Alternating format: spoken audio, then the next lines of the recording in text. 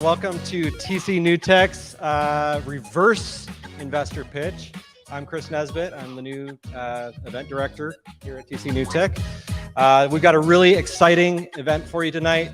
We've brought in 5 investors that are going to pitch to the startups and the entrepreneurs in the crowd and the people who are just looking to learn about business. And they're all fantastic. So we'll definitely make sure that it's worth your while, even after you found parking out there. I know it's crazy. And then we are also going to be rolling out a premiere for the Rural Innovation video. I'm sure you guys have been seeing that. We are also rolling out the TCNewTech app. So if you haven't already checked in with the TCNewTech app, please make sure that you go ahead and do that. You can scan that code right there and then check in.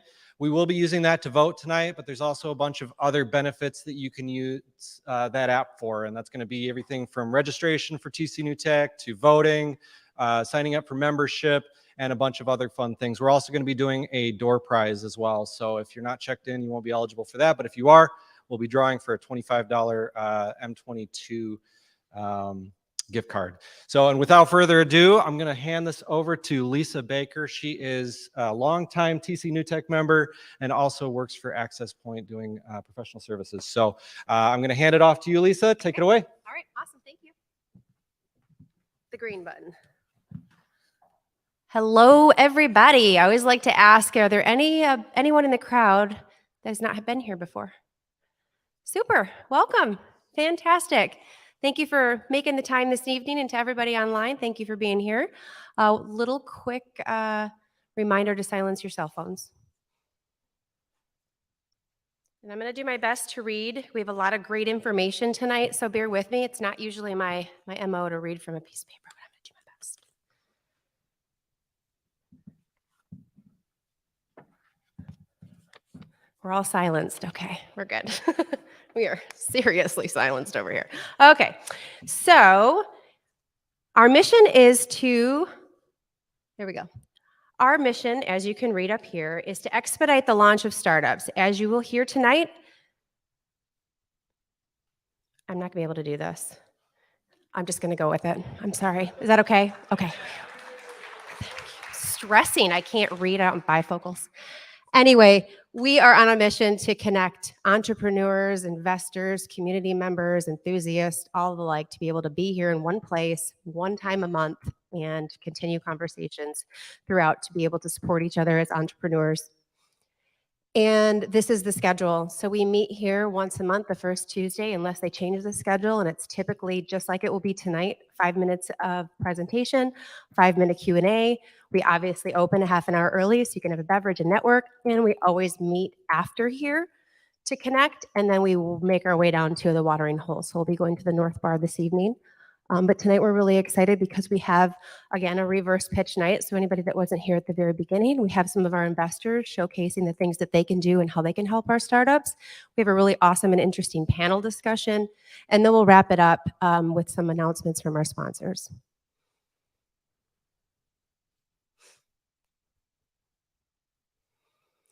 So again, we couldn't do this without your support. This event is free to attend, but we do have a membership. So it's only $20. So I highly encourage you to join the conversation. With that, you're going to get entrance to receive our newsletters, information about upcoming board positions, if that's something that you're interested in. And then obviously you get some TCNewTech swag, which is always cool to wear around to get high five from your friends downtown, as well as sponsorship opportunities. So we take sponsorship dollars as well as in kind. So a huge thank you. You guys are all familiar with 20 Fathoms. If you're not, you should definitely dial that in right now. But they are our new main sponsor. So we are very thankful for them today. And as always, and I'm going to be introducing Eric, their executive director.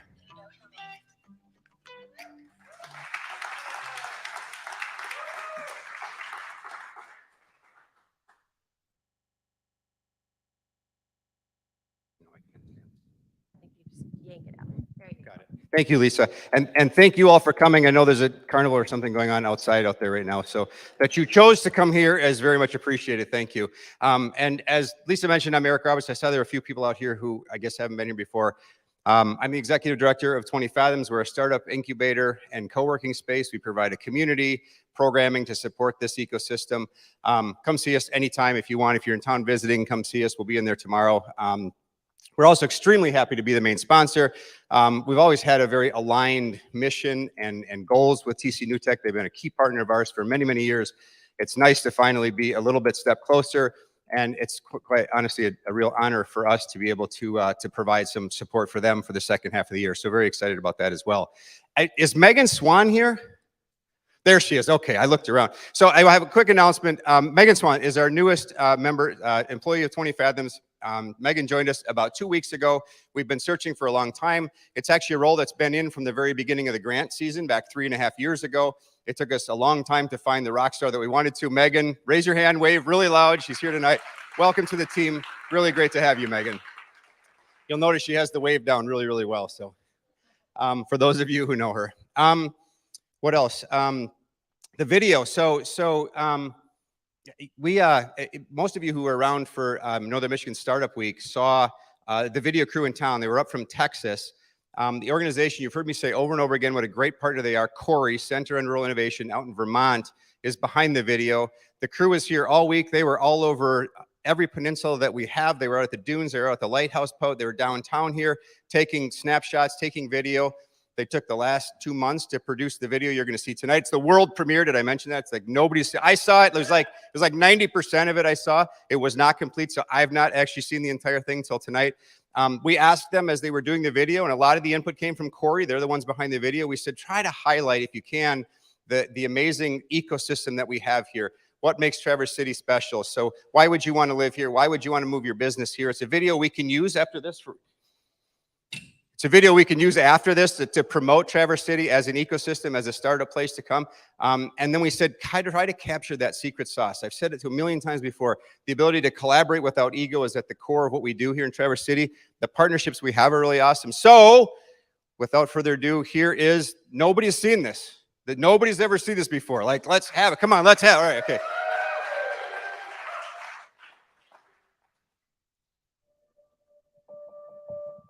On behalf of the Board of Directors at TCNewTech, welcome to Traverse City and welcome to the University Idea Showcase. Tonight's event is a part of Northern Michigan Startup Week, which is a celebration of entrepreneurship, innovation, and our growing community here in Traverse City. Historically, Traverse City was a strong agricultural community. There was a lot of manufacturing here. In the past 15 or 20 years, there's been a lot of increase in tourism.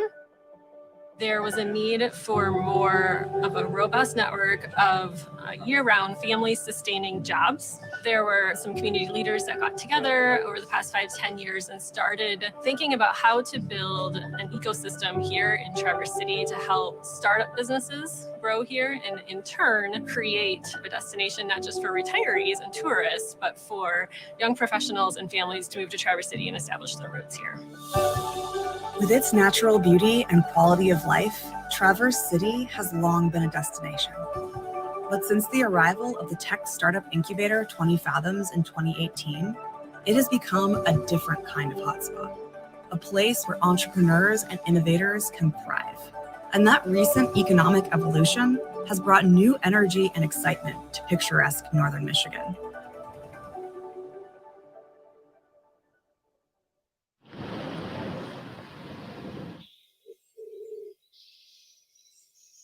This community, I think more than any place I've ever seen, has this amazing collaborative spirit. When I reach out to other organizations for help, when I say, hey, we need to work together in this, it's this engagement without ego. They come back to me with all the humility in the world. They'd rather see the ecosystem be successful than their particular silo. That collaboration, that spirit of working together, I've never seen it anywhere else. In Chicago, you won't find that. On the East Coast, you won't find that. In Silicon Valley, they want to eat your kids. It's just this hungry. In Traverse City, they actually want to help. They want to make it successful. What we're really trying to do is foster this culture of entrepreneurship here. And we think that we have already the ingredients for a healthy and vibrant tech ecosystem, entrepreneurial ecosystem to exist here. So we have, from all the stages, we have TCNewTech, you pitch at TCNewTech, you incubate at 20 Fathoms. 20 Fathoms has only been around in Traverse City for about coming up on 4 years. was founded back to try to create a physical space for our growing ecosystem. So the startup ecosystem in Traverse City has always been very strong, but there wasn't a place for people to get together, whether it's socially, professionally. So whether you're a startup, whether you're a remote tech worker, whether you're just trying to find your way in Traverse City and you want to be part of a place where you can talk to other people and help other people, there's a lot of mentorship that takes place there. So it's become kind of, for the ecosystem in Traverse City, a physical place to be. There are other elements of that ecosystem that have a lot of heart and soul that make the startup community work, but we needed a place, and that's what 20 Fathoms has become. We do have access to capital here. We have Northern Michigan Angels, we have Boomerang Catapult, we have Venture North. We have education and talent pipelines coming out of Northwestern Michigan College. We have the Career Tech Center. And on top of all of that, it's a great place to live. So entrepreneurs can choose to start a business here and live in this incredibly beautiful part of the world. So we are at Northwestern Michigan College engineering facility where the makerspace is. This is where Hybrid Robotics started. So Hybrid Robotics is a marine technology company that came from Northwestern Michigan College. We're mainly focused on ROVs right now. We started off building the first drone that can land on water, deploy an ROV from shore. That's called the Catalina UHS-1. Here's a small prototype, actually the first prototype that we built. We had a $700 budget. My name is Jody Treach. I am the Chief Financial Officer of Boomerang Catapult and the Executive Director of Northern Michigan Angels. So for an angel investor investing in an early stage startup, we're looking for scalable ideas. Typically those come on the tech side where the input isn't directly correlated with the output.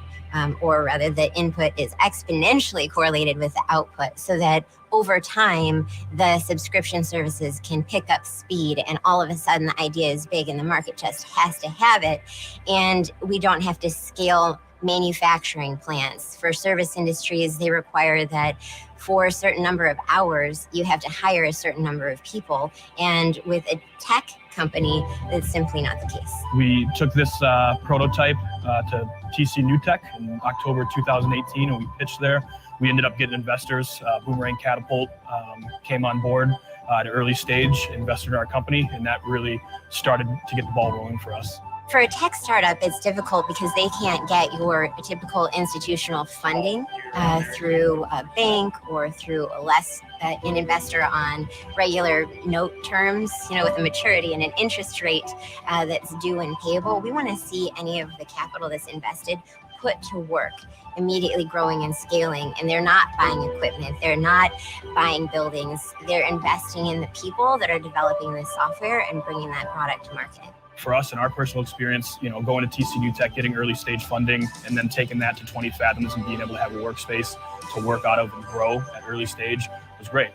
There's a lot of companies that, at 20 Fathoms that do a plethora of different things. I mean, you can be doing, software coding, website design. I'm Mike Carey, the Chief Strategy Officer at Atlas Space Operations. I'm also one of 4 co-founders. 20 Fathoms helped bring talent specifically to Atlas in a couple of very definitive ways. 20 Fathoms actually has the ability to recruit. They've got job posting, but they also have individuals that can help you identify talent across the nation that fits our profile. And people wonder how hard is it to get tech talent, software engineers, mechanical engineers in Traverse City. I said, we haven't actually had a problem hiring. We've had a problem turning people away. There's not a soul in this company that doesn't exactly fit our need. It's the right fit, the right person. We found the talent we need, and that's helped this company become very successful.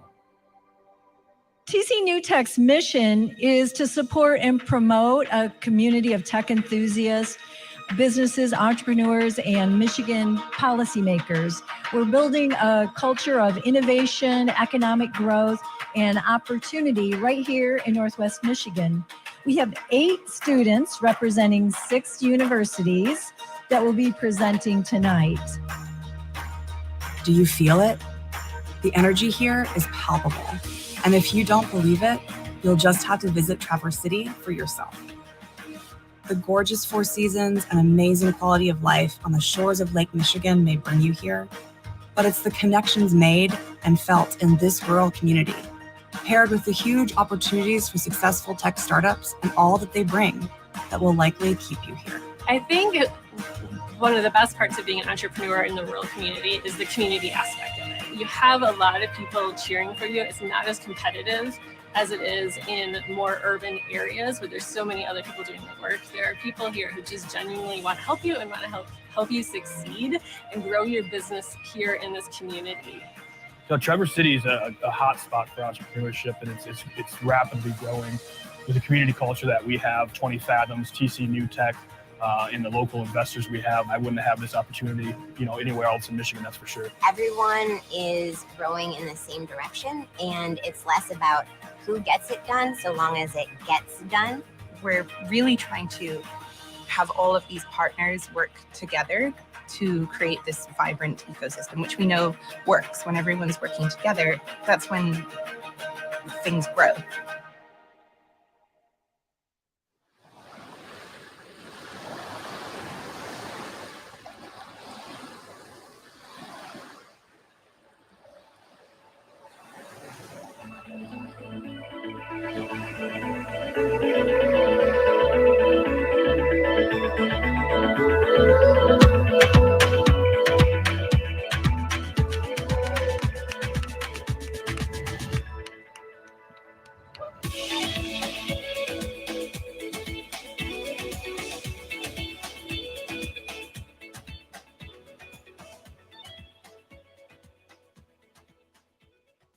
That's pretty cool, huh? That's our little community right there. Right? What's that? That's that's our little community that started down here. Look what we're doing now. And that's legit. Like, we're not just pretending anymore, right? We're kind of legit. So that's pretty cool. I'd be remiss. A couple of really key things. Obviously, Center on Rural Innovation. They're either going to watch the video or they're watching live right now. You guys are awesome. Thank you for all that you do for us, the partnership that you've got. To Mike Carey and Atlas, to Matt Goddard, I saw Matt earlier, and Hybrid Robotics. Jody, where's Jody? Right there, front and center. Jody, thank you. Great job for Northern Michigan Angels and TCNewTech and Boomerang. Kelly, you heard her, was the very first voice up there from TCNewTech. I heard Jennifer's voice on there. Chris, where's Chris? Shout out Chris. The guy he's supposed to get the video last Thursday, and instead he got the video today. And from what Carrie told me, most of you know me, I run a little uptight sometimes. Apparently Chris was never even got angry. So he pulled the video. It was beautiful. Nice job to you, Chris, as well. So to everyone who was involved with that, thank you very much. This ecosystem's alive. I think you can tell by that, but also we've got across the ecosystem, the engagement, the momentum is very strong. Normally we get one inquiry a week. We got 6 today about coming into 20 Fathoms. So the whole thing is really on fire. I'm really excited about it. And trust me, we're just getting going. One thing you're going to hear more from me about in the coming months as we start to realize towards our 3-year, 5-year strategy is the importance of university research. More and more of that. You're going to hear me banging the drum on that. That leads to innovation. That leads to startups. That leads to a much healthier community, especially if we do it in something like water out there. It's going to make our community better while at the same time supporting small business development. So there's a ton more to come. I'm sure that I'm way over my time. So I'll turn it back over to Lisa. Thank you all very much for being here tonight. Thank you so much, Eric. Lots of great stuff. So we're going to get started here. So a huge thank you to Cambium Analytica. Anybody from their team here today? They are very generous. They're on the corner. Thank you very much for generously supporting the winner of this evening, who's going to get $500 to apply wherever they need it most. And you can make sure you have your TCNewTech app downloaded. So not only is that where you check in now, but that's also how you're going to vote. So if that's important to you, please make that happen now. And there's a barcode, so you can do that easily, right? And RJG is the Hey, Bill, what's up? Bill's here to talk about voucher, and this part of our evening is sponsored by RJG. Sorry to surprise you, Lisa. I was just trying to keep the time going a little bit. So, hi, I'm Bill Palladino from the TCNewTech board. Thanks for being here. More than that. Oh, that's me. Hold it. Oh, handsome dude up there. So here, before I get there, I wanted to say this to you. When we decided we were going to play, do this event on, hold that off, please. Thank you so much for wanting to be a presenter. This is so boring. TCNewTech's pitch night competition that we have monthly. Which is the real one, right? City. Almost there. Almost there. All right, cool. So when we first decided to have this event on July 5th, about 5 people came to me and said, dude, it's the day after the 4th of July during Cherry Fest. You're not going to get anybody here. So this is what I want you to do. Raise your right hand over your head right now. Look around the room for somebody. Look them right in the eye and say, you are awesome for being here. Do it. You are awesome. So here's the deal. We talk a lot about the ecosystem in this community, the tech ecosystem.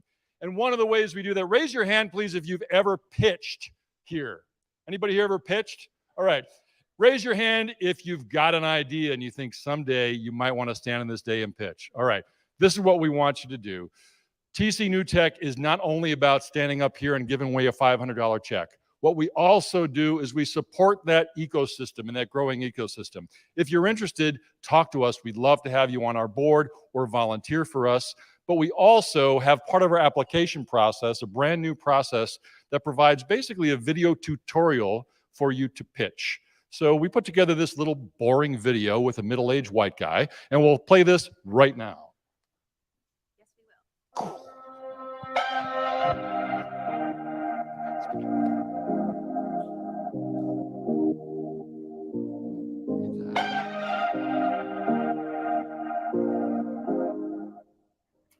Hi, this is Bill Palladino with TCNewTech's Board of Directors.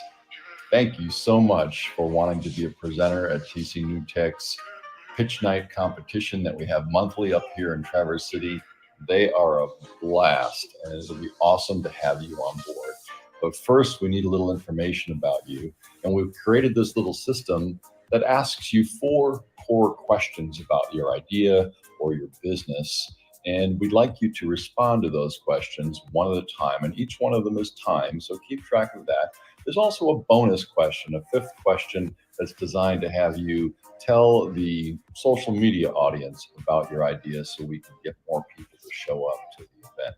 So go ahead through these questions one at a time, record your responses. When you're satisfied, because you can record them, when you're satisfied, go ahead, hit submit, and the system will let the board know that you've completed the application. Thanks so much.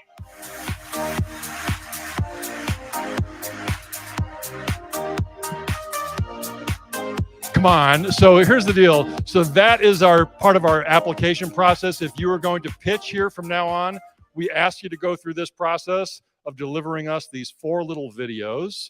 If you do that, you'll get some feedback from our board and you'll be invited to pitch. Remember, please, that QR code is part of our process here for both checking in, but also for voting for some of the stuff that you're about to see happen here. But let's get to the real meat of the program. Thanks, everybody, for being here. And thank you, all of you who've come to be part of the pitch. Thanks, Josh. All right. So with that, we'll start with our first pitch. And I want to invite Josh with Sweater to the stage.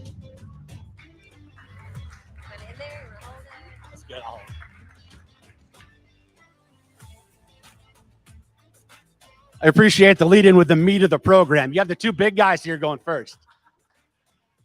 All right. It's like real life, only better. That's what Sean Rad and his team with Tinder used. That was their tagline to get the venture capitalists across the country to swipe right and help found Tinder for them and give them the money to do so. So a lot of you have very technical companies. A lot of the pitches that I look at, that our team looks at, that the folks in this room will look at as investors every day, very technical driven companies. That's exciting. To be honest, everybody that is pitching us has technical companies. They have their numbers. They have all the data points. They have all the jargon. They have all the real technical terms. What we're really looking to invest in, we need the founder. We need the storytelling. At first, to raise the money, you're a salesman. You're a salesperson. You're a saleswoman. So you need to have the art of storytelling. You need to be able to relate to people. You need to be able to show us that you can sell your product to various companies, or else why would we invest the money in you? So while you need the very technical, everybody has that. What you really, really need to do is, if you're not comfortable doing that, you need to have a founder that is comfortable doing that.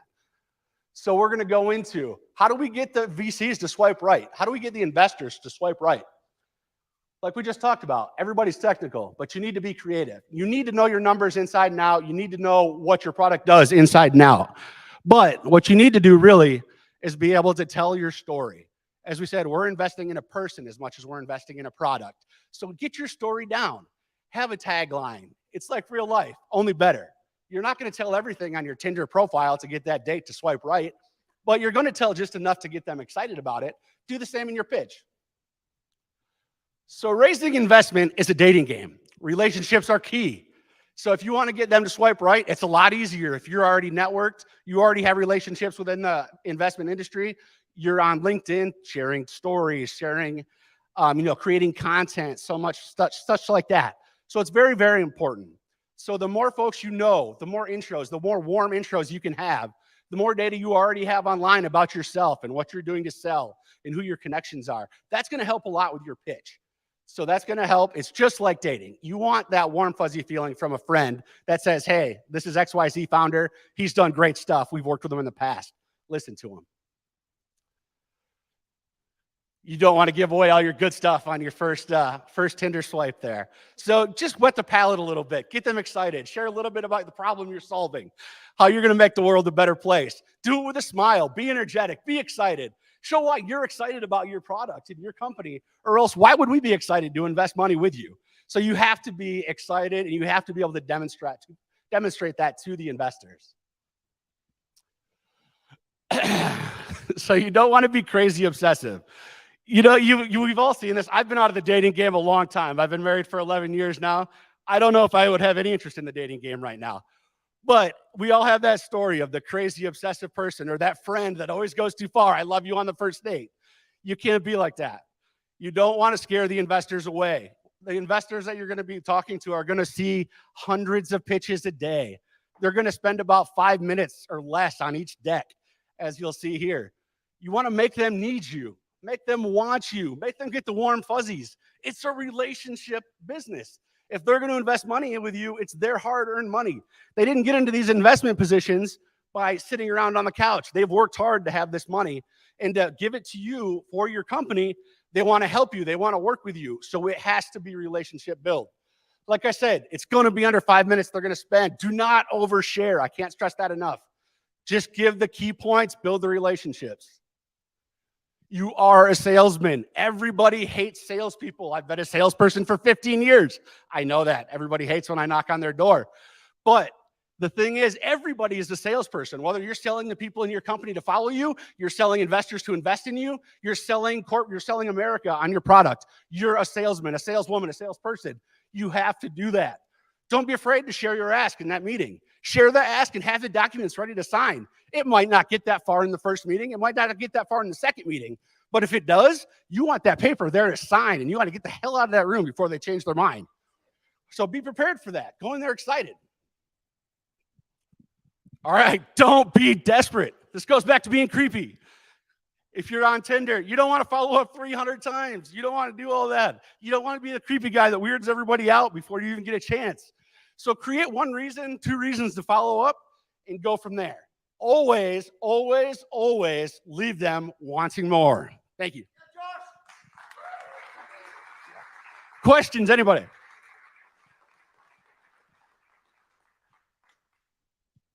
We've got 5 minutes for questions, so somebody pretend with a good question at least.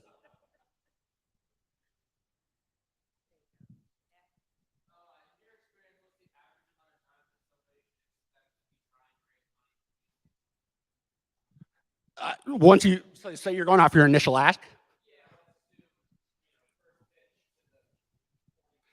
So you know what, if you want to be very, very successful, you should start way before you're asking for money. You need to be out there in these guys' faces before you're asking for anything. So if you're putting content on social media, you're sending videos, say you have 3 target VCs that you want to reach out to, and you know that, you want to reach out to them in a year for an ask, you want to get to events where they're at. You want to be friends with these folks before you're asking for money. If you just go into them blindly and send them a pitch deck, say, hey, here's my great idea. Trust me, there's 20 other people that are doing the same damn thing you are. And I don't mean that rude. It means it's a good idea. But you have to separate yourself. So you need to start building that relationship a year before you're ready for the ask. So if you have a company you're starting and you think you're going to need, seed funding or a Series A in a year, get out there now and get to know these folks. That's how you're going to build a successful raise. Yeah.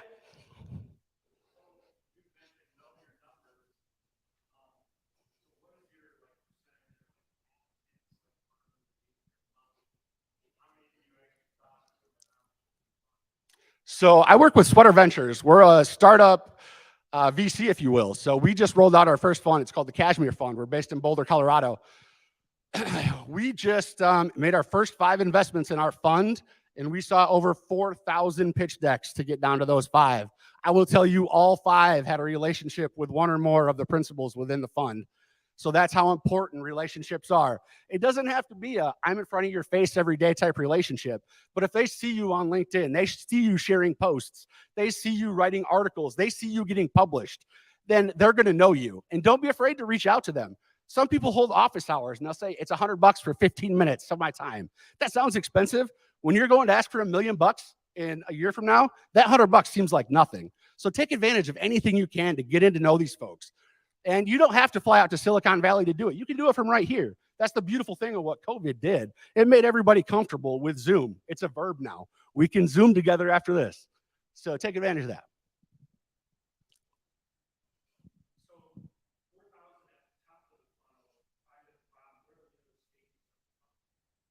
Yeah, so we probably weed out, I want to say we did just over 500 personal meetings.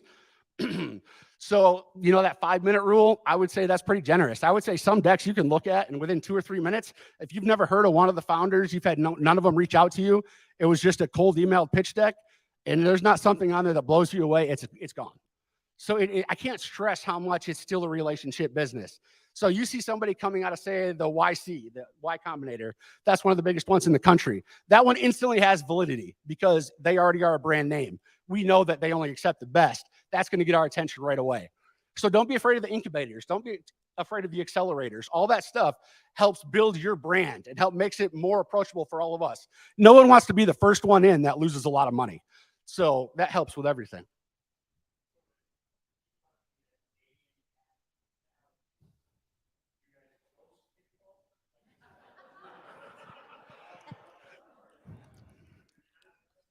I would say that's going to fall back on our technical team. But we try to get back to everybody and say no. Am I going to say that every single person heard from us? I'd be lying if I said that. We do try to get back to you and let you know. But once you get past that first initial round, so once we weed out the first, you know, say 3,000 or 4,000, and then we get a little bit more serious and start narrowing it down, then with that, we'll always be reaching out and talking. And we're always looking for folks to introduce us. So we have scouts that are all over the country. And they're not getting paid, but what they do get is they get a cut of the deal if they bring that deal in. So you're going to see scouts, you're going to see folks in all of these rooms across America. Just network, get to know all these folks. I can't stress how important that is.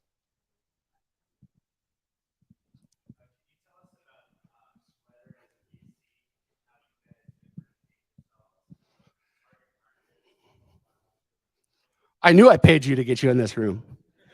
Yeah, absolutely. So Sweater is very exciting. We're democratizing the VC world.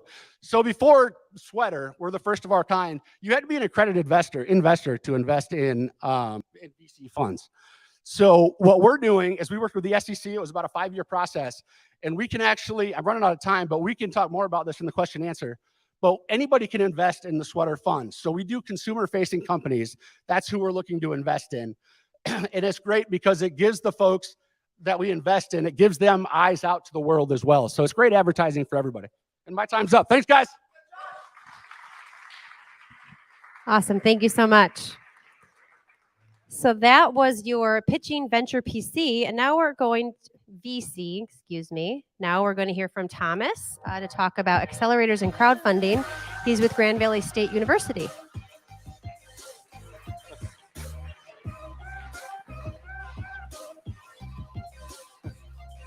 Tell me when. And by the way, I'm wearing the hat today. I'm from the north side of Chicago. If you saw the news yesterday, I'm wearing this in solidarity with a lot of people. My oldest kid was born about a block from where that happened, and I knew 2 of the doctors that were on TV. So I'm going to talk about accelerators and crowdfunding, which I said capital not from the wings of angels because there are some angels here. I'm 2 things. I'm the entrepreneur in residence at Grand Valley State. That's about 10 hours a week, although I'm there like 60 hours a week. And then I'm the CEO of a company called Varsity Gems. We do NFTs for student athletes under the new NIL rules. The next one. So my startup is Varsity Gems. I'm EIR at Grand Valley State, and I'm playing today for, I don't know how to say that. It's my friend Ciara's thing. I think it's a Kume Foundation. They sponsor a lot of work with Black and brown founders and Black Wall Street GR and other things. My oldest son is Black, and I'm big in that community.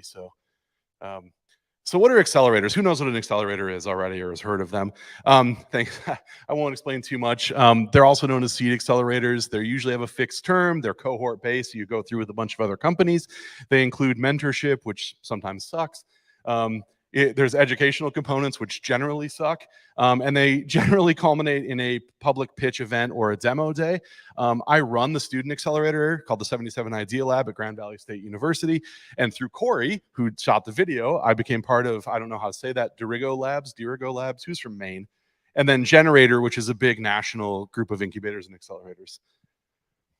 These are, you heard Y Combinator already. There's Techstars, there's Mass Challenge. I think there's like 20 of these now that are ranked every year, and there's thousands of them literally across the country. So these are some of the big famous ones. Going to an incubator accelerator program is a really well-worn path. Here in Michigan, we have a whole bunch. Conquer, which is through Spartan Innovations and some of the MSU type things. They have an East Lansing and Grand Rapids chapter. G Beta in Detroit, a bunch of university-based ones at every university across the state. Not every university, most of the universities. Ann Arbor Spark, Stark Garden in Grand Rapids, and a whole mess of others. 20 Fathoms here, it sounded like had an incubator. I don't know if they have an accelerator component as well, but there's all kinds of these. They're generally easy to apply to, somewhat hard to get into. Some are easier to get into than others. They're a great way to get your company in front of a bunch of people and to build with a cohort. For me, the best thing was the cohort. Generally, the education was somewhat laughable because of my background. I'd been in startups and I was usually teaching the class half the time. But the pitch day and the demo day, you're oftentimes meeting some good investors and other people around the state that might be able to help your company. You know, the next slide.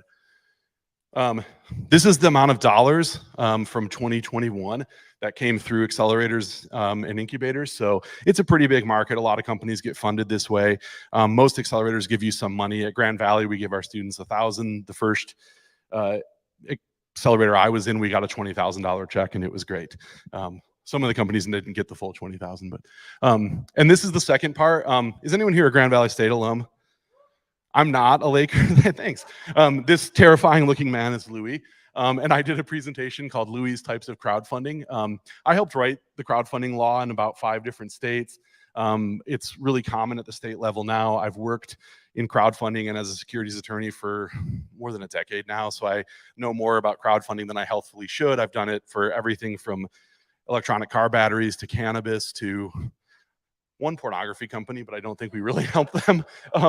At the federal level, you have what's called Regulation CF. You have Regulation D 506B, which is where most angels sit anyways. That's sort of traditional, but you can now do that in a crowd. 506C, no, the C does not stand for crowdfunding. It's just the next part of the law. And a couple of other things called Reg A and Reg A Plus. I'm not going to explain them on stage. Normally, this is a one-day seminar. And then, of course, has everyone here heard of Kickstarter or Indiegogo or this one? Just ignore. It has nothing to do with startups. If your startup is on that, please don't do startups. Go to the next slide.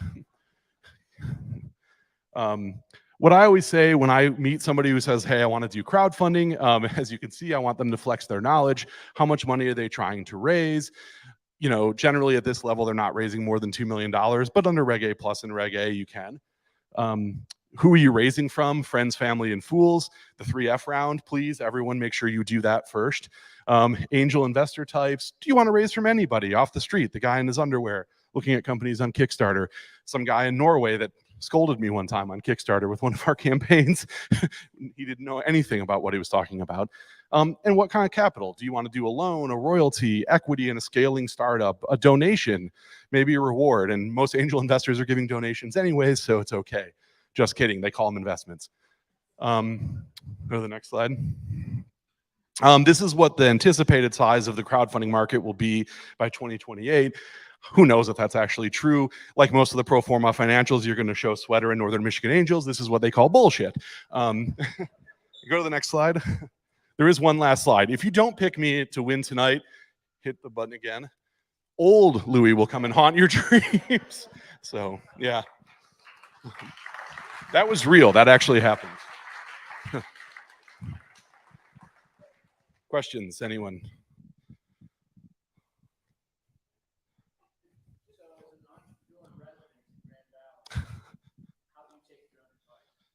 That's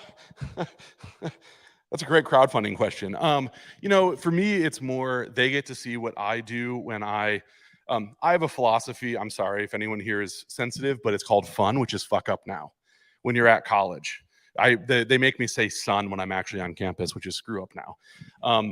I make mistakes, and it's good to, when you make a mistake, then say, what did I just do wrong in your mind, because you're 19 and you know how the world works.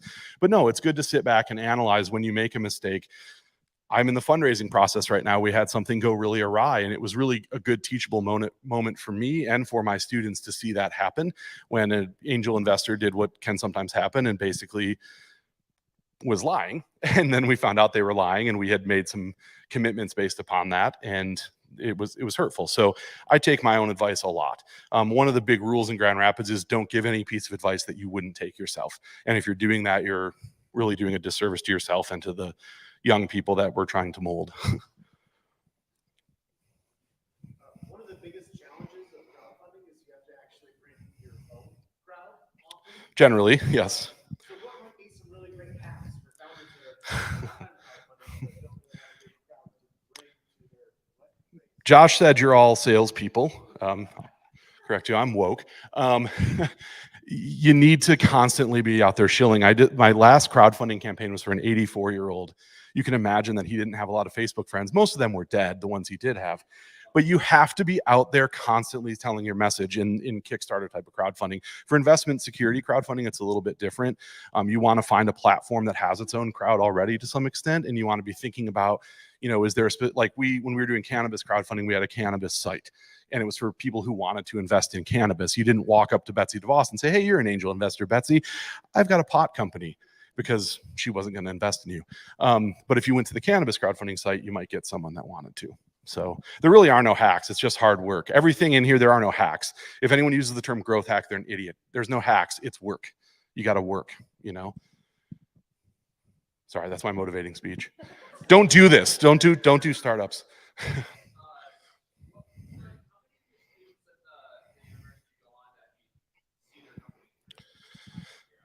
Depends on what you mean by see the company through. One of them, they didn't make the video. I was in the room. I was at that university showcase with one of my students, and he's still actively pursuing it. He's a graduate. It really depends on the company. We don't just see tech companies. We see restaurants. We have a wedding planning business. She's definitely in business. She's already made her first few sales. She's probably going to be very successful. Some of the software companies, we have a blockchain app. I have no idea where they're going to go. They've won a lot of prizes, gotten some great attention. They're doing some cool things in the EDM space. I know a lot of you guys are EDM music enthusiasts. But it really depends. It's not a high percentage though. Like anything, startups are hard and people give up, and we do what we call pivot or prosper. And sometimes prosper means please give up and make your presentation at demo day why this is a bad idea. Because we don't tell students this is a bad idea. We let them research it and come to that conclusion on their own. A minute and a half. Oh, there's one more. Okay.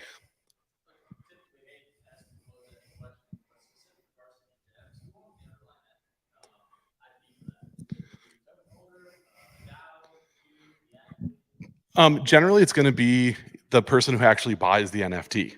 So what we do is a little bit unique. Student athletes come to us, give us images. Sometimes their school gives us some IP. Sometimes the school doesn't. And then they sell them, and the student athlete gets 75% so that they can get paid. There's a new rule that says student athletes can get paid. They were already getting paid, just so you know. I've been an AAU coach for years. Every coach that you think is an honest person is not. Except for John Beeline. He was very honest. So, yeah. I hate to say that I'm a Spartan, but John Beeline is a great man. And we should all revere him, and he should be a coach somewhere. But anyone else? I've never seen Tom Izzo hand someone a check, but I know for a fact he's paid a couple of kids I know. So, All right. Nothing? No exciting questions? What about Crazy Louie? Chris told me he wanted to know the story. So if you go on Grand Valley State's webpage, there is a history of Louie the Laker. The original Louie the Laker was actually a black guy with wooden hands, and he was not as scary. This was sometime in the late 80s, early 90s, and I had two friends that played during this era and were all Americans, and they still don't acknowledge that this happened. So Thank you so much. All right, and now we're going to hear from Brock talking about Pronia and a seed stage funding.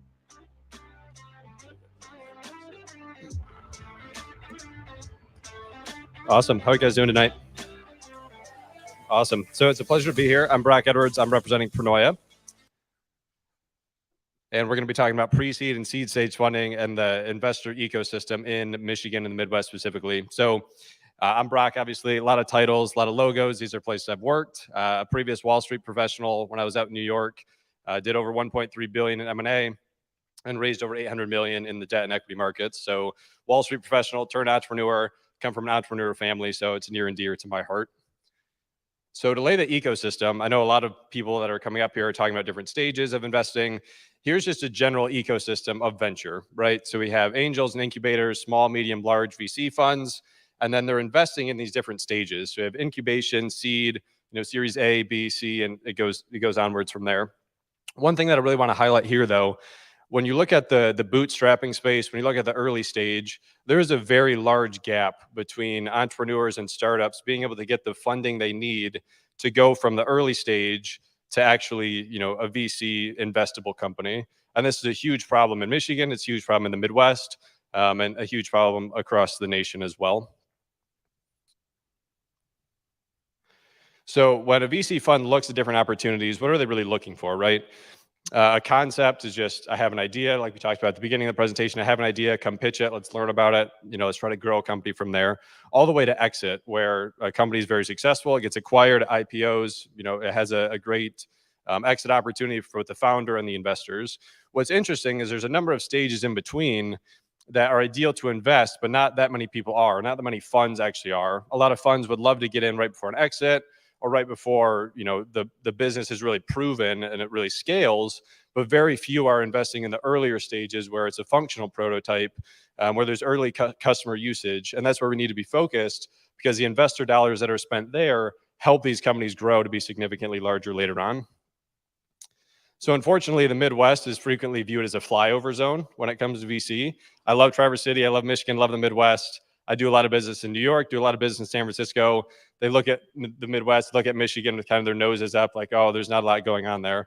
That is false. So unicorns. A unicorn is defined as a company with a valuation of $1 billion or more. So super significant. They might IPO. They might just be a very large private company. I'm sure a number of these you guys have heard of. Rivian is a great example of a great tech and automotive company that is commonly misconstrued as a startup from Silicon Valley out in California. It's not. And what's so interesting about these companies, they all started somewhere, right? They started as a startup, they started as an early stage company, and because they had the capital they needed to grow and scale, they were able to get their logo on this beautiful page because they're now very largely significant where previously they weren't.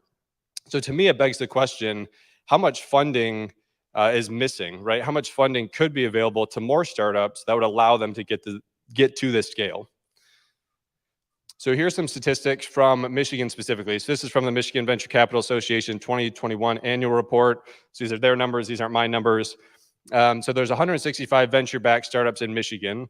Out of those startups, there's $1.2 billion of additional capital that will be needed in order for these companies to grow and scale through their life cycle. So that's a huge downfall of these companies being able to get to that point, as I mentioned on the previous slide, of even becoming a large unicorn or a large startup, because the funding just isn't there. What's super interesting is only 10% of the total capital invested in Michigan startups came from Michigan itself, or VCs in Michigan. The other 90% came from other states. So you can see $1 is invested from a Michigan VC. There's another $9.70 that are flowing in from other places. This is good, right, from the standpoint that we're still getting capital. This is bad from the standpoint that we're not able to, self-fund a lot of the startups in the ecosystem that is here. So there's a lot of charts, there's a lot of numbers on the slide, so I'll distill it down to 2 points. The first one, only 1% of dollars invested were allocated to pre-seed and early stage companies in 2021. So out of this beautiful pie chart, there's 15%, available of dollars under management available to invest in companies. Out of that 15%, So, which is a total of 503 million. Only $5 million is available for pre-seed ventures in the state of Michigan. I know you guys might be thinking $5 million is a lot of money, right? You could buy a dream house, you could buy a boat.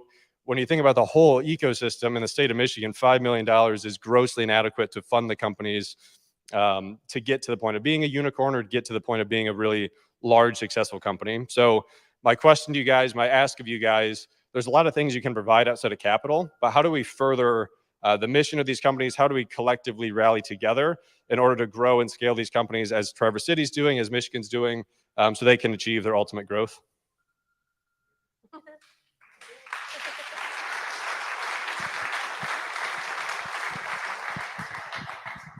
Any questions? Yeah.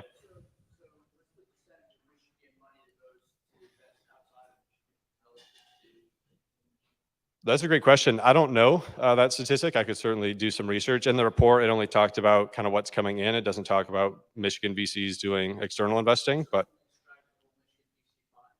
what was that? As far as what they're investing in, or what was that? Available for?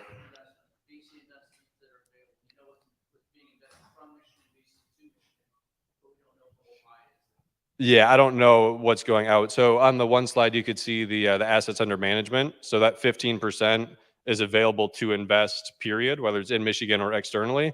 So that's, I think out of that, there was 446 million that is available for Michigan funds. But I'm not sure the inverse of the flow. You said there was a good and bad scenario there where the bad part was where Michigan doesn't have enough to self-fund these initiatives. Would you go into more why that's a bad thing?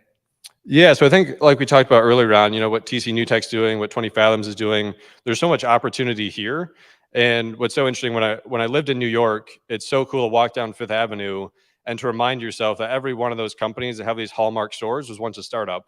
And when you think about Traverse City, when you think about the local area, if we can foster an environment that helps grow and scale companies, there's job opportunities or economic opportunities. So the fact that other states have to fund what we're doing here is problematic from the standpoint if those states find another sexy state they want to invest in. That's not going to come to Michigan, and it's not going to grow that ecosystem.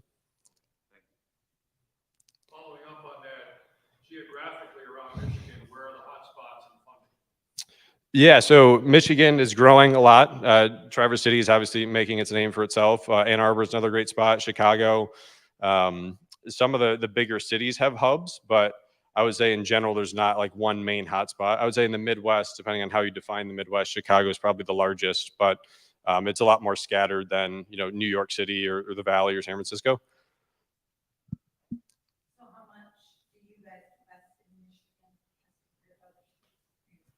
My fund specifically? Yeah, so we're a $5 million fund. We're focused on early stage pre-seed.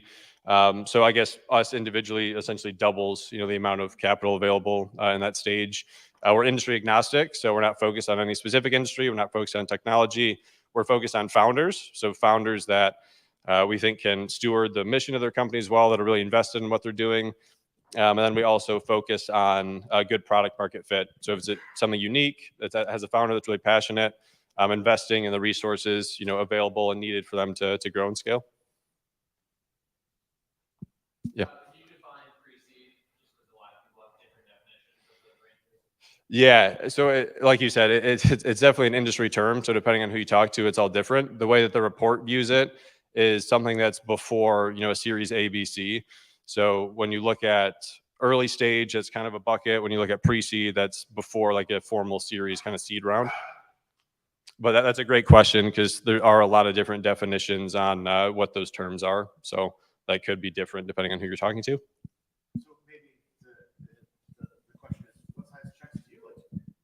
Yeah, that's a great question. So typically for a first investment, we'll invest anywhere from 100 to 150,000 on average, and then we'll typically follow up depending on how those rounds are doing for the companies, and we'll follow up with a check size of 200 to 250. Anybody else?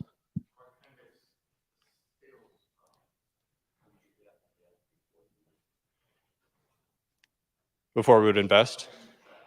Yeah, so we typically look for companies that have a path to $1 million in ARR, so annual recurring revenue. Depending on how far along those companies are in that journey is, we don't have a definitive cutoff if there's a good path, but we definitely want to see some type of revenue. We have a lot of companies we screen out that are pre-revenue, that are still proving their business model. And typically before they come to us or before we invest, they've had some type of traction on the funding side, whether it's, a positive friends and family round, they've done some type of capital raise before. So our really, sweet spot is right before kind of a Series A. So we're not really, really early. We try to get, right before they do a little bit bigger of a round if we can. Cool. Awesome. Thank you, guys. Thank you very much. So we are about halfway through, and I think this is going to start on me. Nope. Okay. So stick around. We still have a couple pitches to go, but right now I'm going to show you a video from Michigan's Creative Coast. This is how they're showcasing their their talent attraction initiative, excuse me, just to show what a great place we have here to live.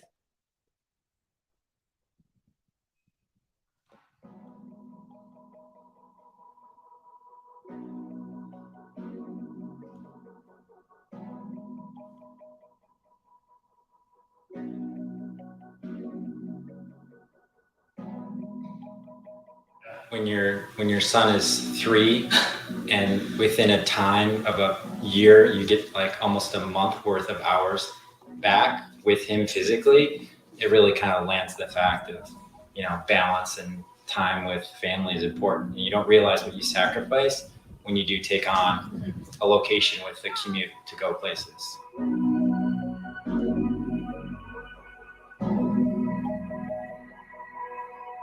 Okay, my turn? Go for it, yeah. Okay, what is it again? Just name? Name and occupation, yeah. Okay.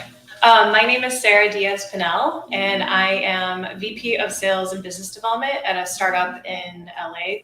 My name is Kyle Pinnell, and I own my own design consulting firm called Pen and Pad. So we spent most of our career in California, and we loved it. Such a great place, like, to grow up professionally in our career, but decided we love Michigan. We love Traverse City, that we can actually afford a house here and actually have a backyard. And we grew up like riding our bikes around the neighborhood. Like, I would just leave my house and not come home for hours. Can't do that in LA. And so we wanted our kids to have that opportunity to kind of, small community feel, and just, have a house that they can live in. And yeah, to me, that was the most important part. For me, what's super underrated in Grand Traverse is access. When I say access, I mean access to the airport, access to water, access to parks and trails and sunset vantage points. There's so much here and it's all accessible. We spoke earlier about, distance of car rides and commuting.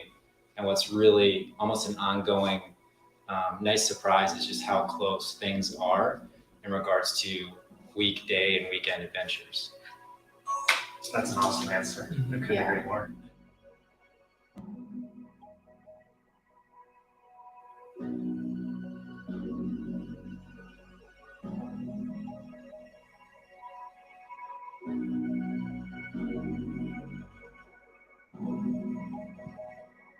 Music is so relaxing.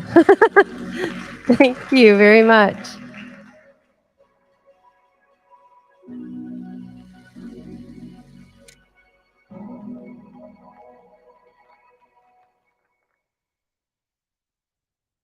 All right, moving along in the program. Next up is Lowell Grumman with series round funding A through C.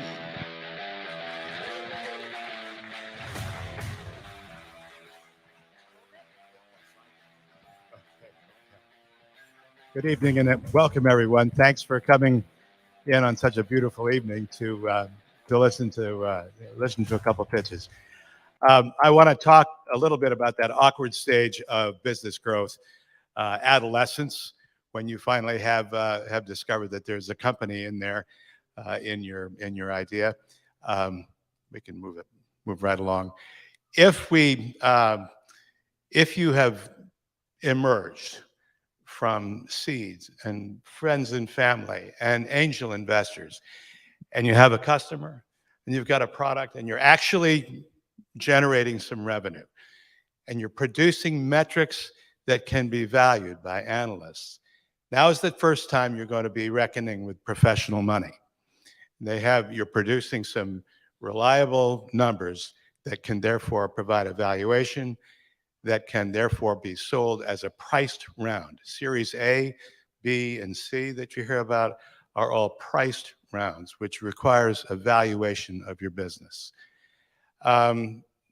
They are staged over the course of time. Series A is usually the first round of preferred shares that you'll be issuing. Series B being second, Series C third, there's D and E. But what we're trying to do when we raise money over the course of time is that as your company grows, you'll be selling pieces of the company off, but the value of the company is going to be increasing. If you took all the money up front, you're going to suffer a massive dilution, which takes the founders out of the game, which is something we want to avoid. You want to avoid it because that's your money. Secondly, investors want you to have a significant amount of skin in the game and maintain that. So generally, we go through the series of investment stages, and we call them A, B, and C, but basically they're this. Series A is to develop the market concept and nail it down. B is all about scaling, making that company big. And C is about the exit, building towards an exit, as we'll see successively now. Go ahead, Lisa. Series A is basically what's unique, nailing that down. You have to have these things cold. You need to know who your customer is. You need to know what your product development is. You make a product and you're constantly tinkering it and improving it, or a service. You have to understand your marketing approach, what's successful, what's not.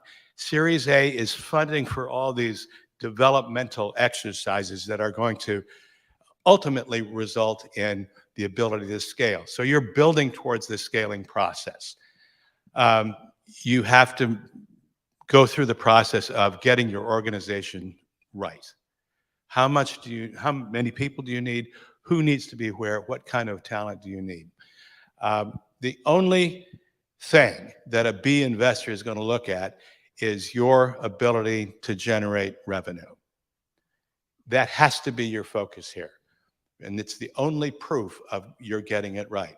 So getting your pricing right, getting your margins right, making it an interesting package for Series B is really your goal here. Generally, it's about $10 or $20 million that's part of this raise. Series B is all about scaling, making the business jump. And this often means going national, going global. You can expand your products, you can expand your customers, but the whole idea is to scale. Keep your costs flat and keep your revenue out of sight. Taking your margin from 40% to 95%. This is what someone wants to see as an investor. But you're getting ready for the Series C round of investment, which is your exit round. So one of the things that you can do, and I'm sorry, go back one. One of the things we can do is think Series B money, which is often $20 million or thereabouts, is an acquisition. So one of the ways that you can jump and scale is truly make an acquisition to suddenly broaden your market or your product portfolio. And then C is getting ready to exit.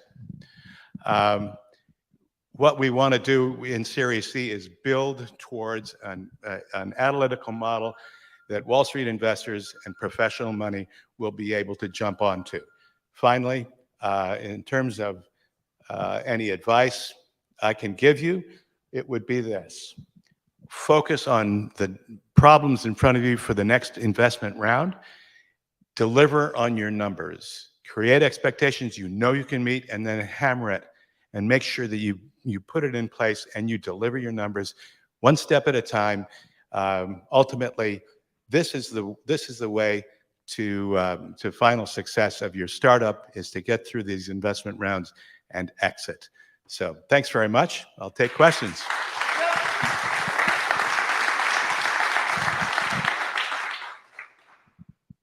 Yes. Hi, Zach. A lot of people really understand the Series A, where it's starting to grow, and people get Series C when it's scaling. What advice do you have for companies that are maybe getting through Series A?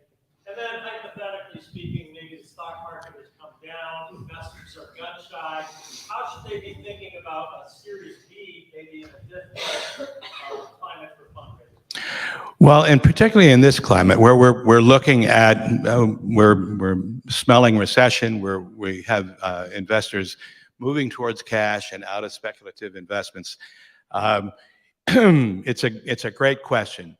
But what we need to do in tough times is scale back the ambition, but also make sure that we're creating expectations that we can deliver. And more than anything else, what an investor is looking for, and what I look for in an investment, is someone who says, look, I see the environment for my product or my service. I can do this, provided I have the money. I can deliver this. And if you have a track record of delivering on your numbers, that money is going to be there. That's what an investor is looking for. It almost doesn't matter what it is that you're making or providing. What's important is that you have the confidence and the ability to execute on your plan. And Series A is about developing your skills as an organization to do exactly that. So you've got your Series A money, you're in a tough market, so you say to yourself, okay, here's what I've got, here's what I can do. And and you lay that out, talk about it, articulate it carefully, and then over the course of the months, you deliver against your plan. If an investor sees that, that's where she or he is going to put their money. Someone who can articulate what the goal is and then deliver on it. Hope that. Thanks, Zach. Yep. Anybody else? Yeah, Mike. How do you value a company in different stages? What are the factors change between valuation and A round, B round, C round? No, valuation generally is more about what's the plan, how reliable is that plan, and if I take $1 and put it with you, what's the expectation that I'm going to the return on that $1 is going to be? So it almost, Mike, doesn't matter which stage we're at, but the valuation and the valuation techniques that are used by Wall Street boil down to the future value of earnings. And how do I bring that forward? And the confidence that we have that those earnings are actually going to be realized.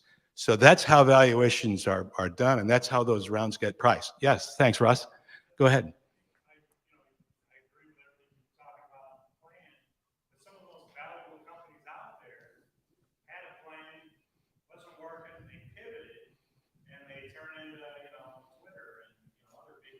Yeah, absolutely. Absolutely. These are generalisms, and there are no absolutes in investing. But pivoting and responding to the market is critical. Twitter, for example, was going nowhere until they hit on their formula that got it right. They didn't even know that they were going to get it right. But what happened was they started to take on users, and that ramp up in users happened at a time when investors weren't expecting it. So bully for them. That's really great. But generally, what investors are looking for are that everyone's looking for the unicorn, of course.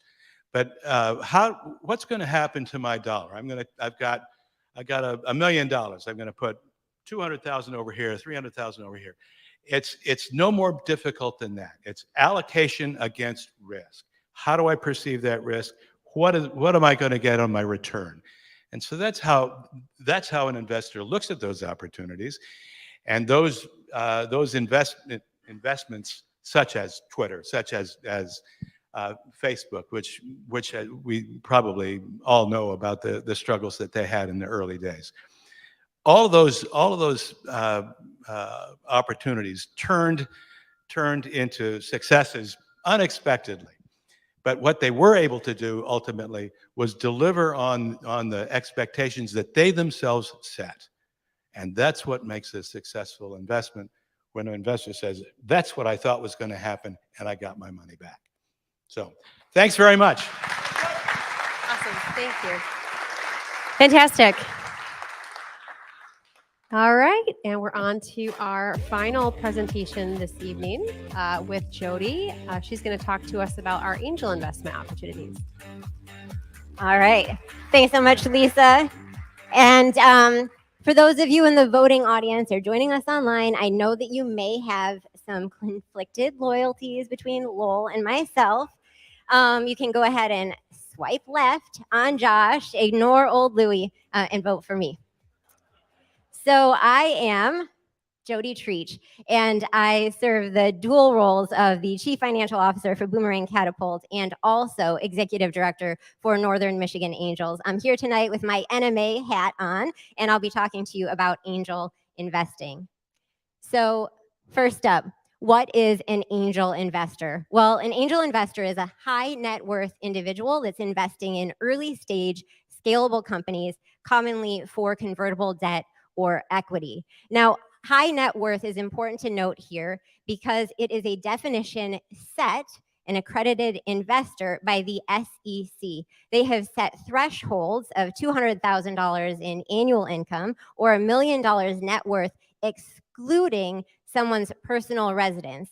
They did so because they want to make sure that investors in these early stage, often high-risk companies are not actually risking their own livelihoods and homes. When an angel makes an investment, they are bringing to that startup more than just money. They're bringing passion, they're bringing experience, they're bringing expertise, and they're bringing connections to their network of other investors and advisors. For an angel investment, they're not even looking for just a return because they understand the power of startups to fuel the regional economy. These emerging companies, as we've heard, and as many of you in the audience know, they need access to capital, and there's this gap. They're often too risky for a financial institution such as a bank and too early for a venture capital or private equity firm to be of any interest. Northern Michigan Angels has filled this role in the past 10 years and deployed $8 million in capital to Michigan companies. Half of its portfolio has been invested right here in Traverse City. And it's not just one, yeah, thanks. The applause really goes to many of the angels that are here in the room tonight or watching online. But it's not just one and done. So not only are they bringing their passion and their skill, they're also participating in follow-on rounds. On average, we're participating in at least one follow-on round. We're doing this for two reasons. One, so that our investment doesn't suffer immediate dilution, and two, because we understand the critical stage that these companies are at in needing to grow and scale. And we're looking for scalability. These industries listed here are from the Angel Capital Association's annual report. Our portfolio aligns fairly well with it. However, we're industry agnostic. But the thing that they have in common is they're easily scalable. And so for those of you that saw the video earlier, I'll repeat myself, scalability is an indirect correlation between the investment and the return on that investment, or for each incremental cost and the potential for revenue. That's that hockey stick trajectory that we look for in the business plans presented to us. But along that trajectory, we're getting in pretty early on. We're getting in commonly in that pre-seed seed stage where there is a product and there's some early signs of life. They've brought it to market. Maybe there's a beta customer, some very early but small revenue, but we can see that path. They've got a great idea and the market is starting to demand it. When you're thinking about presenting to an angel investor, you have to think about, just as Jeff had said, the dilution that you might suffer. So how much of your company are you willing to give up to take on this investment? Because an angel investor is looking to take a large enough stake in the company that it can suffer dilution over time and still see a return. These are high risk, highly illiquid investments, but they're in it for the long haul. When you have an idea of what your deal terms may be, what you're willing to offer, you've got a solid business plan in place, that's where our conversations can begin. We can move actually fairly quickly as an angel group, or we can take quite a long time. And so those relationships that were mentioned earlier really are crucial. We want to see that you can deliver on your plan or that your idea is gaining traction over time. So if at first you don't succeed, we haven't invited you to pitch, come back and tell us about your progress. We'd love to have you. In diving into due diligence, some of you may be familiar with Casey Cowell. He presented at Northern Michigan Startup Week in May and summarized pretty well the 5 key components that we seek to answer. So you should be able to present confidently. Is your pitch believable? Does it make sense? Is it scalable? Is it defensible? Is it achievable? And can the team do it? Very commonly, we are making our investment as a bet on the jockey, not the horse, because we're getting in early enough that the company is going to have to pivot and be resilient and really move forward to a final exit. All right, I'll just wrap up here with some quick things. Lowell Grumman didn't mention this, so I'll take the opportunity. When a company comes in and pitches to us, I know there are some in the audience that have already read venture deals. We like to be able to speak the same language and know that you know what you're negotiating before we'll put a term sheet forward. You've seen Y Combinator on a number of the other decks, but they have a great number of resources. I know that I've seen deal documents, so before you make the investment in attorney fees, check them out. And then, as always, visit our website. I've added the QR code if you want to use your phone, but please feel free to email. Any questions?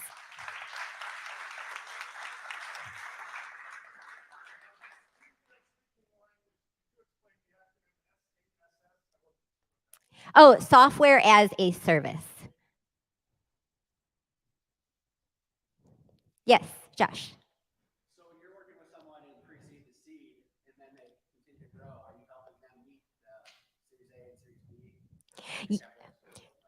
Yes, so very commonly we have companies come back and keep us apprised of their follow-on rounds. We're making connections wherever we can. So we are participating at our pro rata as well as filling out the round as best we can. And often our check size will match or exceed if we're really still excited about the opportunity.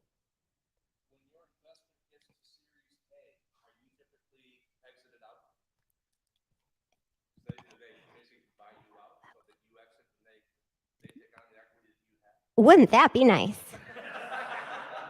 If you have an investment that we can do that, let's talk. No, I mean, we would absolutely be open to that. Many of the terms, for instance, with a convertible note, will have a clause that if there's a liquidation before it gets to Series A, we would get 2 times of our return. Otherwise, we would convert into equity and that way. But I know that there is a company currently raising a Series B in our portfolio, and that is an option that they are considering, that for the smaller investors that have been diluted down, that aren't strategic, of perhaps buying out. Go ahead, Mike. Do you mean how many members? Well, we have 53 members. It is fantastic. I mean, we're at our highest growth. We've bounced back from the pandemic.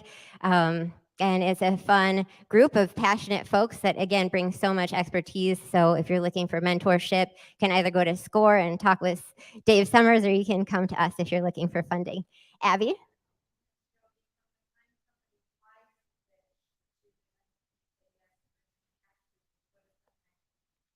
It really depends on the stage of the company. So if it's a stage that is pretty well advanced, they're closing their round and we're really excited about the opportunity. It could be a matter of 2 weeks between the time that we review their pitch deck, do a pre-screen, meet with the company, and decide to bring them forward, or it could be 2 years. Bill.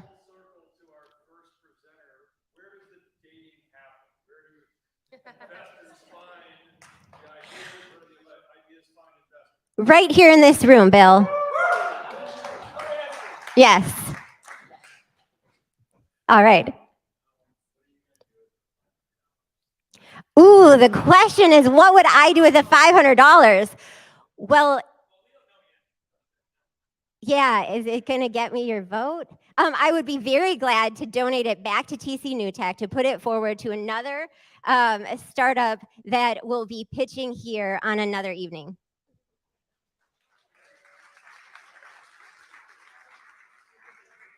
Any other questions?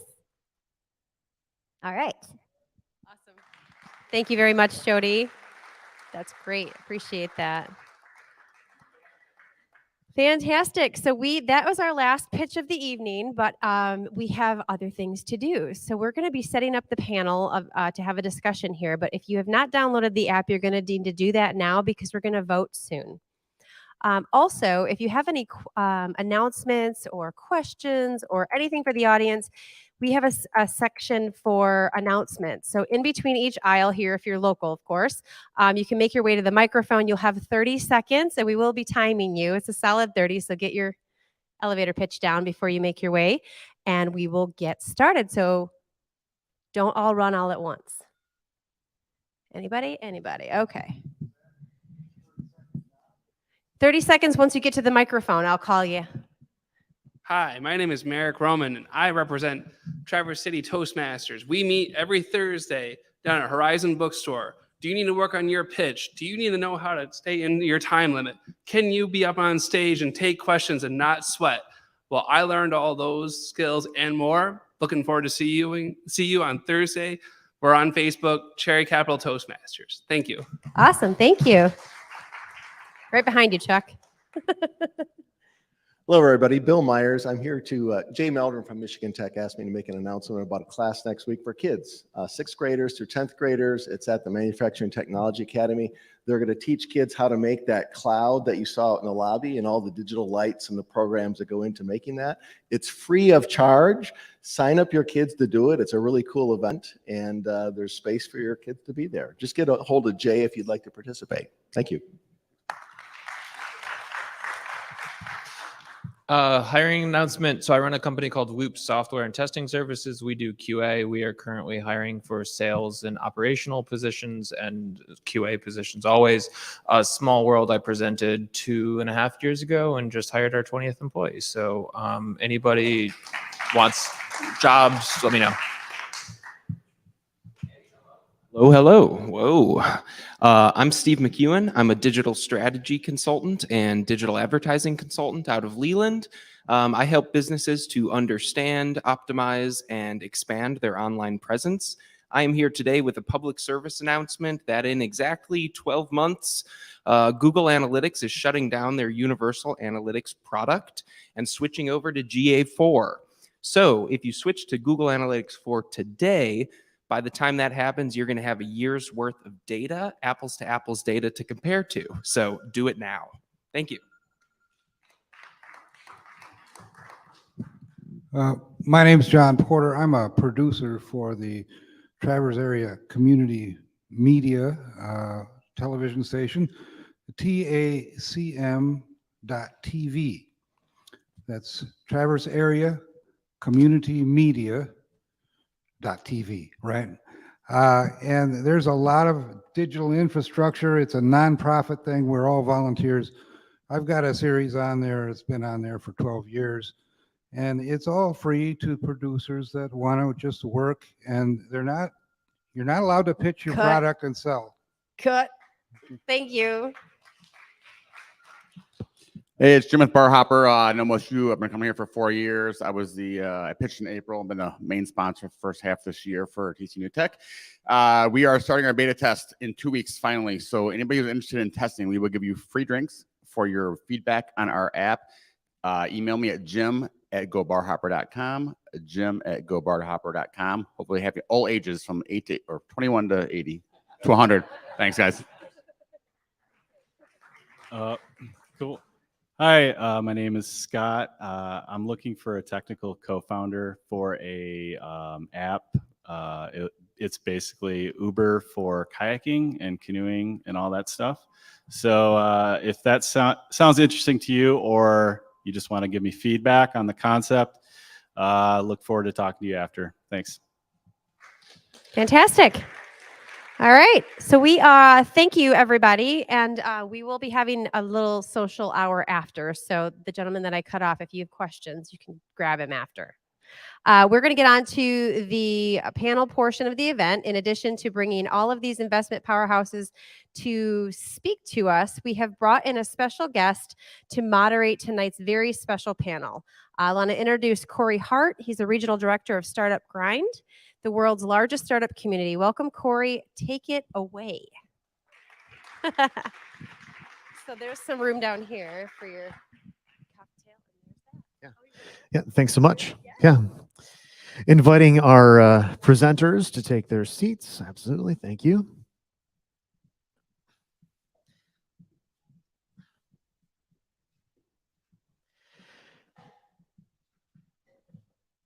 It was fun seeing hearing the questions, all the investors here being put on the hot seats, you know.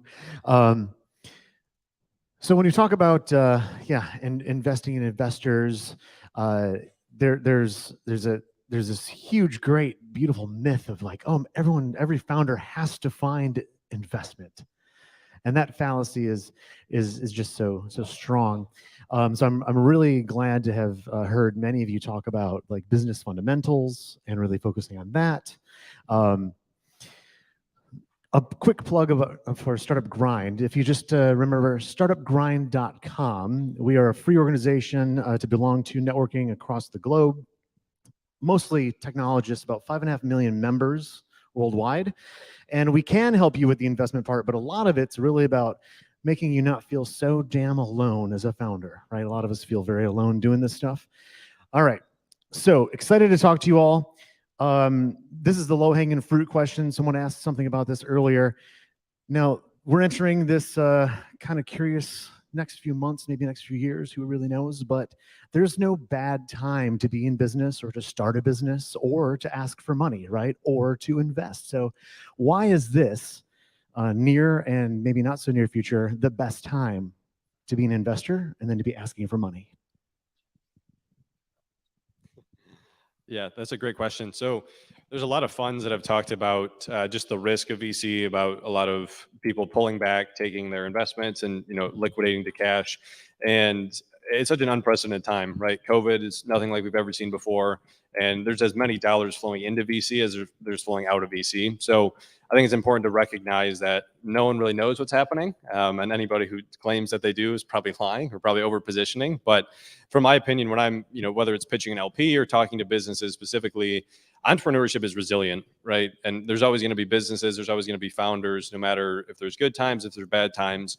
And typically an LP pitch, I'll talk to them about the fact that these companies are going to continue. If there's good product market fit, if they're good founders that are resilient themselves, there's going to be opportunities to grow those businesses. So as funny as it sounds, I view VC right now as almost a safe harbor for assets, even though it might not be the case, but the public markets is a much different story. Awesome. Thomas? I was going to say, so we're called the Seedman College of Business. Does everyone know who Bill Seedman is? If you're of a certain age, you probably watched him on Face the Nation. Look him up if you don't know. He was a great man. And Bill Seedman used to have a quote. The last time he said it was in 2008, which if you guys remember what happened, that's when I graduated law school. There were no jobs then either. But the thing about any time of dramatic change and dramatic turmoil is it's a great opportunity. New businesses were born out of 2008. New businesses have been born out of high inflation times in the 70s. And the late 60s and probably the Civil War, which was a more divided time than even now is. So remember, if you're an entrepreneur in the room, you might not be doing what you're doing today a year from now, but there's going to be tremendous opportunities in this economy.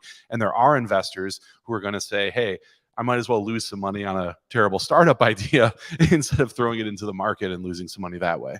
Right. Maybe one more answer. Well, I just like to say, following up on Tom's idea, the Chinese character for danger is also the same as opportunity. And in that culture, that's what we're facing right now. And the uncertainty is also a huge opportunity in and of itself. The Civil War. My great-great-grandfather, after immediately following the Civil War, founded a company making artificial limbs. So that wasn't an immediate audience. But these things are going to happen, and whether our economy is in a growth mode or a contraction mode, opportunities exist for creative ideas to deal with those exact economic circumstances. So there is no better time or worse time to invest. Opportunities are going to be upon us all the time. Now, these are moments where investors and founders all thrive because we're strangely addicted to uncertainty. And I'll give a quick example right here in Traverse City. If you look at what TentCraft did with Matt Bullock and his team, they pivoted so fast during the pandemic where they went to making the tents for the testing and all of that. They went to where they could have been losing employees hand over fist and losing investors. But what they did was pivot and make themselves really, really profitable and continue to grow during that time. So I think that's why you see we're investing more in founders than we are the actual product. If the founder can pivot and the founder's on top of it, they're going to make money no matter what the circumstances is. Yeah, I appreciate that. Also, when you're talking to investors or when one is talking to investors, it's a great opportunity when you have their attention to ask about those types of case studies, because the chances are they've heard of or seen someone doing exactly what you're doing right now or in the same spot, having the same problem, and it's free advice. Okay, so speaking about founders and approaching investors, a lot of the fear that founders have is they don't speak your language, right? So that fear prevents them from maybe even talking to investors. I really appreciate Brad Feld's book being a resource listed on that slide, Venture Deals. It's amazing how many investors don't actually know the language they're speaking, right? What is maybe one question? This is something each of you can answer. One question you really wished founders asked more of the investors they're asking for money from. I think in building the relationship, the founder should be seeking for that relationship. It's not building a relationship to get that first check, but it's understanding what that ongoing and long-term relationship would be so that you have some insight into their wherewithal to stick with you when you do need to pivot, when you do need advice, and when you do need that second check. Mm-hmm. It's a two-way street, right? Yeah, I think that's a great point by Jody. I think one thing that, like she said, it's a long-term fit, especially if you're talking VC dollars, you're going to be in it for the long haul. So I think it's important that we see from what the startups are asking us. We want people to ask us, what's our thesis? What are you in here for the long haul? You guys need to make sure that you're a fit for us as well. This isn't a one-way street. Don't take money from just anybody to say you got a check. Make sure you find out what the VC or what the, whatever investment level it is, what's their thesis? What do they stand for? How do they want to help you grow? And make sure you're the right fit for each other. Yeah, going off that point, I think it's great to form the relationship and then also dive into what the fund actually does, what the thesis is. The question I hate the most is how are you differentiated? I mean, we're all salespeople at the end of the day too, so we can pitch you on, we focus on founders and we're closer, connected to other people. We have networks, all that stuff. I think for me, the biggest question that they can ask is, show me a case study of someone you've worked with before, or a case study of another company you've worked with. At the end of the day, talk is cheap. And, again, we can pitch people on the fact that, we've invested in all these different companies. But if you can walk a potential investment through the fact that we started with this company here and we helped them with this and we advised on this and the results speak for themselves, I think a lot more than just the high level, this is what we do. Awesome. Lowell, Thomas? I was going to say, piggybacking off that. So I'm not just a crowdfunding guy. I've been an attorney for a bunch of angel groups. I've represented companies pitching to angel groups. And one of the things that always comes up is ask if you can talk to one of the other founders that they've invested in, have that conversation for two reasons. One, you get to know more about how they are as investors. Two, they're going to be in the portfolio with you and you guys are going to get to know each other, because that's what the best part of working with some of these groups is, or it should be. And if they can't answer that question, walk away. But if they've got some good companies and they've really built something and those companies like what they're doing and they can build those relationships, it'll help you. Because to Corey's point, by the way, I drove him here. He hugged me the whole time, but you're not alone. And in this journey, by the way, I'll be open about, I'm open anyways. I have severe depression and anxiety. I'm medicated. I see a therapist. It's wonderful. It's the worst thing to be when you're a startup founder, but you know what? Every startup founder I've ever met has it. The number of people, I just had a friend commit suicide and like 15 of us got on the phone and said, how many milligrams Lexapro are you taking now? You know, so know that you're not alone in this. And the more you can connect with those people, and a lot of these investors too have been there before in their shoes. So ask them what they founded and know their story and ask them about their journey, because they probably, I just went through this with a baby boomer and somebody was talking about high inflation and the guy said, my first startup was in like 76. Look at history if you don't know why that's hilarious. Lowell, do you have any? Well, there are many of you in the room actually who have some of my money. So I'd like to simply say that the relationship that an investor has, especially an early stage investor has with a startup, is a critical one, and it works both ways, but it's one that is particularly in the early stage. It's not like sending a check to Fidelity. It's pretty much constant communication, checking in with one another. I can't be helpful unless there is a platform for communication. And that's really, really key. I may not be able to be helpful. However, the opportunity and the chance to be helpful needs to be there, because there are myriad ways that investments can or cannot work out or can be steered. And it's certainly better to have more than one person thinking about these things. So thanks. Yeah. First of all, for those of you with his money, Tommy Tulips is outside. He's the guy with the black turtleneck. Second of all, but he just said something really important, which is there are times he can't help you. A great question to ask is, if you can't personally help me or someone in your fund can't help me, what are you going to do for me? Because they have a network and they have other people and they may not be able to personally answer your question or help you. Who are they going to introduce you to make sure that you get the help that you need? Because they're on the team. Like as investors, you're on the team, right? So, and if you're not, like it or not, yes. Yeah, sometimes. So, all right. We just have, maybe this is going to be the last question. Hopefully I'll get to do a fire round after this, but I like to help founders by normalizing talk around failure. And a lot of times the best investments happen when there's a good understanding of what that kind of looks like in our relationship and our ability to learn. Can you speak about, like, just give us some advice about that? Like, let's talk failure for a minute each or less. Yeah, I think that's when you're asking questions and you're meeting investors. I think one of the key things you can ask is how have you failed, or how have people you invested in failed? And if they're not open to talk about that, or they don't have any story to tell you, I wouldn't work with them, because you learn more from your failures than you're going to learn from any success. So that's why it's important to be open and build these relationships. And that's why we're investing so much more in the founder than we are the product or the company itself. Because if the founder has failed and he comes back and then proves himself, he's going to prove himself in any company that he does. And it's key to have those relationships. So I personally have failed in many, whether it's starting a company in corporate America, and I've learned more from those failures than I have anything else. So I think it's key that folks are open and talk about that. Okay, next. Thank you.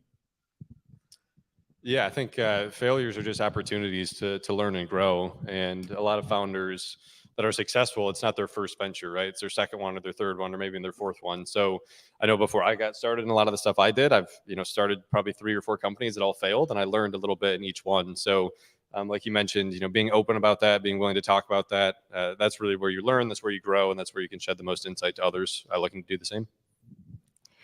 So I always like to say to teams that disappointment is a failure to communicate expectations. So I think communication is so key. And we've got a gentleman in the audience that has seen a couple of billion-dollar exits, and he also spoke during Northern Michigan Startup Week. And I loved that he shared that on his teams, they shared that no news was bad news, good news was no news, and bad news was good news, because at least then you knew the direction that you needed to go and what you needed to fix. It was Zach Erlacher that I just quoted.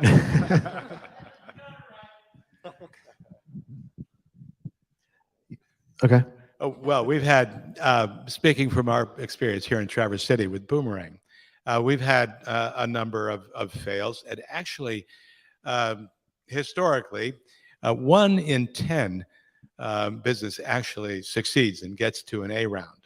Most businesses are either abandoned or simply given up.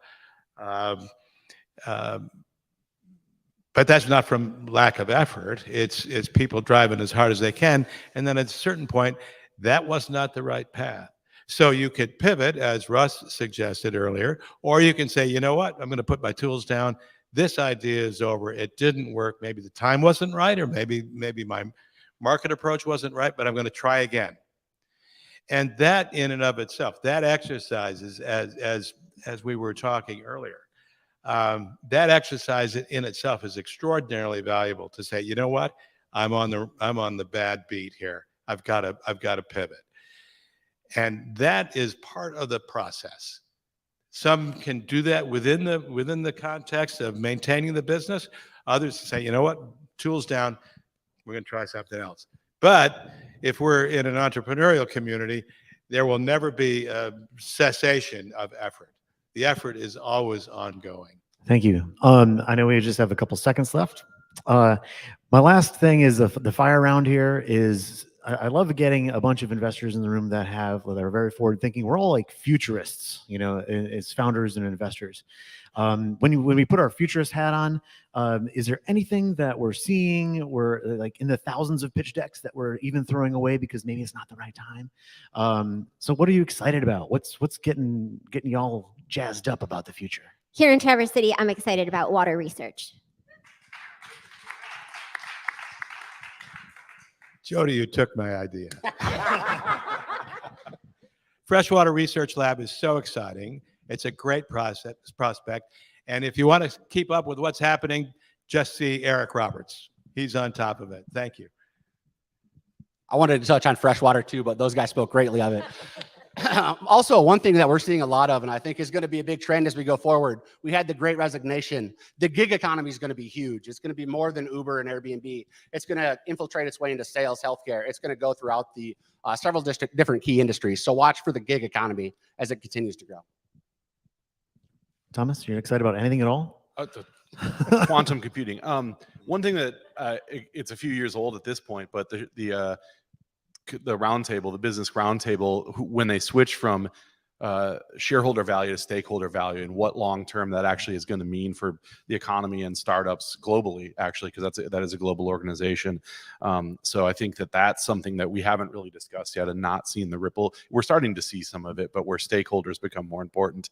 And with freshwater research and all of these things, the number of companies that are now thinking about what about when we go away or when we're not here any longer. Can I have a round of applause for our panelists?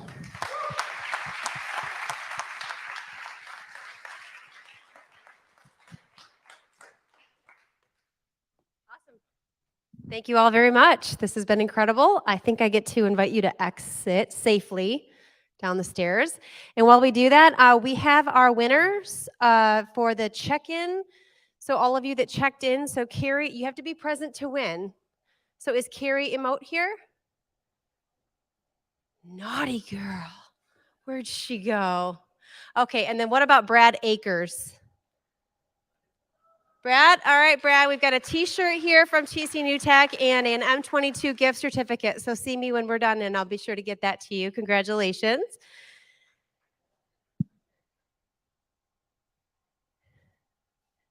And we wait. All right, so we're going to be announcing the winner here in just a moment. And Cambium Analytica, again, and their team. We're very generous. They're going to give $500. So I believe we have a large check up here. We're going to get that written up. And just know that we will be sure to give you a real check before you leave. What do I do now? Okay. He's writing the check behind us. Okay, so congratulations to the winner. Do we know who that is? So we want to invite Jody to the stage. Northern Michigan Angels, you have won the $500. So he's going to write your name on here and we're going to get your photo. Well, I hope you wrote TCNewTech because I'm just going to hand it right back. All right. Congratulations, Jody. Perfect, perfect. All right. So this again would this event would not be possible without everybody's generosity. So we are very grateful for all of our sponsorships. So Susan with State Farm down on 8th Street has been a longtime sponsor and supporter. The company I work with, Access Point, we do human resources. We've been around a little while as well. Sarah with ProFit Clean. And then obviously 20 Fathoms stepping up as our main sponsor. Thank you so much. Yeah, round of applause for 20 Fathoms. Thank you. 2 more announcements and then we get to go party. So in-kind sponsorship is huge. And I do have a little shout out. There's a gentleman running around, Sean Roach from Pro 360 Media, who has been very generous in the back taking our photos this evening. So thank you. And then Josh Paul with Akai Productions has been making the live stream happen. So for those of you that don't know, we've been live streaming for a couple of years now. We had to go full live stream and now we do a hybrid. So how fantastic if you're on the road or can't be here, or you can memorialize this evening and watch it later. So thank you very much, Josh and your team. We do have a job board. So those of you that are looking for employment or you have employment to offer, please visit. This is a free service. Go to TCNewTech.org and find the job board section powered by TrueJob. And that is a wrap. So we will be back here. It's not July. The next pitch night is not July. It's in August. It's the first Tuesday of the month, right here, same time. Doors open at 5:30. And you might have seen me on my phone. I promise I was not trying to be rude, but I learned that the North Bar is closed. So we got a hold of Seven Monks, and they're going to be gracious to have our company. So Seven Monks is right over on Union Street, across from Union Street Station. But please do stick around, start those conversations, and join us at Seven Monks later on. See you next month.